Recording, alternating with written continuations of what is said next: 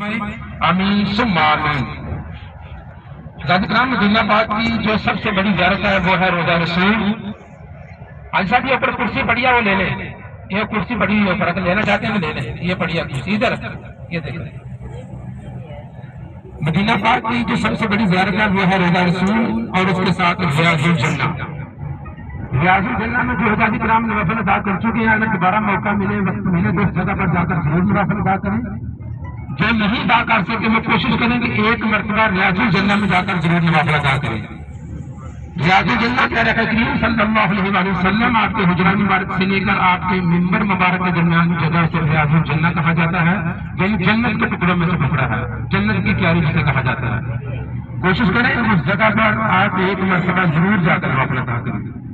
اور اس کے بعد اس طرح کہ آپ نے مدینہ پاک کی مقامی زیارت کی ہوگی، مسجد قباء، مسجد قبلتین، جنگ احد، جنگ خندق کے مقام کی، اسی طرح ہماری جو زیارت مقام بدر کی طرف روانہ ہے، جو کہ ہماری راستے میں زیارت آتی چلے گی۔ میں انشاءاللہ آپ کو دکھاتا چلوں گا، اور جہاں پر ہم نے رکنا، جہاں پر ہمارا اسٹے ہوگا، اس کے بارے میں بھی آپ کو بتاتا چلوں گا۔ حضرات کرام، ہمارا جو سب سے پہلا بدر کے مقام پہ اسٹے ہوگا، راستے میں بیر روحا والا کنواں، عربی میں کنویں کو کہا جاتا ہے وادی روحا۔ انشاءاللہ ہمارا وہاں پر سب سے پہلا اسٹے ہوگا، وہ مبارک کنواں کہ جہاں سے 70 انبیاء کرام نے اس کنویں کا پانی پیا ہے۔ اور پیارا کریم صلی اللہ علیہ وسلم آپ جب مقام بدر کی طرف روانہ تھے تو سب سے پہلا پڑا ہوا آپ نے اسی جگہ پر ڈالا، اس جگہ پر آپ نے قیام فرمایا، بیر روحا، وادی روحا میں، اور آپ نے بھی اسی ہی کنویں کا پانی نوش فرمایا تھا، بیر روحا والا کنواں جسے کہا جاتا ہے۔ انشاءاللہ اس جگہ پر آپ کو اتارا جائے گا اس وادی روحا کی زیارت کے لیے اور اس کنویں کی زیارت کے لیے، وہاں سے پانی بھرنے کے لیے۔ وہ ہم اپنی زیارت مکمل کر کے انشاءاللہ بیر شفا والا جو دوسرا کنواں ہے وادی طلحہ میں، بیر شفا جسے کہا جاتا ہے، اس جگہ پر ادھر روانہ ہوں گے، اور اس جگہ پر بھی آپ کو اتارا جائے گا اس کنویں کی زیارت کے لیے، وادی طلحہ کی زیارت کے لیے، وہاں سے پانی بھرنے کے لیے۔ حضرات کرام، یہ جو دو کنویں ہیں یہاں پر ہم نے صرف پانی بھرنا، اس وادی کے کنویں کی زیارت کرنی ہے، اور وہاں پہ پانی کی کوئی لیمٹ، کوئی پابندی نہیں ہے، وسیع پانی ہے وہاں پر۔ آپ نے کوشش یہ کرنی ہے کہ پانی آپ نے اتنا لینا کہ جتنا آپ استعمال کر سکیں۔ آپ کے زمزم کے بعد اس پانی کی بہت فضیلت ہے، بیر روحا والا جسے کنواں کہا جاتا ہے۔ اکثر ایسا ہوتا ہے کہ پانی یہاں سے زیادہ بھر لیا جاتا ہے، بعد میں کیونکہ یہ اوپنلی پانی آپ کے ساتھ اپنے آپ کے ملک میں نہیں جا سکتا، صرف وہی کہ 5 لیٹر کی کین آپ ایئرپورٹ سے ملے گی وہی آپ کے ساتھ جائے گی۔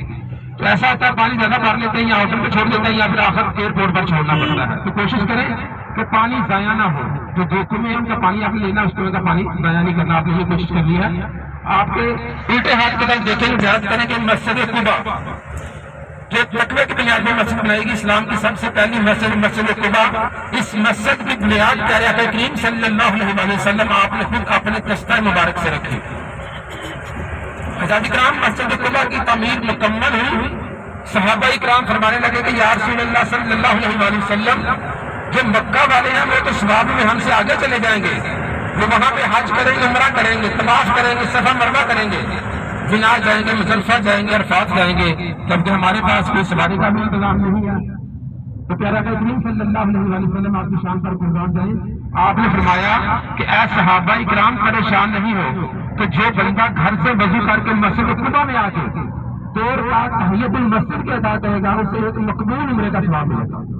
حضرات کرام، جو مکہ پاک میں ہم عمرہ ادا کرتے ہیں وہ صرف اور صرف اللہ تعالیٰ کی ذات کو پتہ ہے کس کا قبول ہو رہا ہے، کس کا قبول نہیں ہو رہا۔ اور مسجد قباء میں جو بندہ گھر سے وضو کر کے آ کے مسجد قباء میں 2 رکعت تحیۃ المسجد کے ادا کرے گا، وہ ایک مقبول عمرہ ہے، اس میں کوئی گنجائش نہیں ہے، وہ آپ کا قبول ہی قبول ہے۔ مسجد قباء جو ابھی ہم زیارت کر کے آ رہے ہیں، آپ نے پہلے بھی جو لوگوں نے مدینہ پاک کی زیارتیں کی ہیں تو وہ ادھر آئے ہوں گے۔ کوشش کریں جتنا ٹائم مدینہ پاک میں ہے ان میں ایک مرتبہ جو مسجد قباء میں آ کر ضرور نوافل ادا کریں۔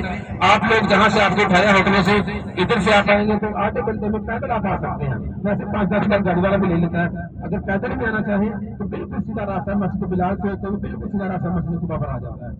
تو کوشش کریں کہ جتنا ٹائم مدینہ پاک میں ایک مرتبہ مسجد قباء میں دن میں آ کر ضرور نوافل ادا کیا کریں۔